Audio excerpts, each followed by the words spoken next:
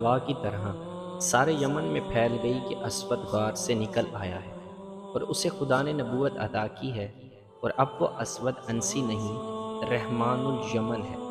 خبر سنانے والے کسی شک کا اظہار نہیں کرتے تھے، بلکہ وہ مصدقہ خبر سناتے تھے کہ اسود کو نبوت مل گئی۔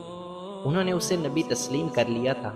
جا کر دیکھو، خبر سنانے والے کہتے پھرتے تھے، مزحج جا کر دیکھو، رحمان الیمن مردوں کو زندہ کرتا ہے، آگ کے شعلوں کو پھول بنا دیتا ہے۔ چلو لوگو چلو، اپنی روح کی نجات کے لیے چلو۔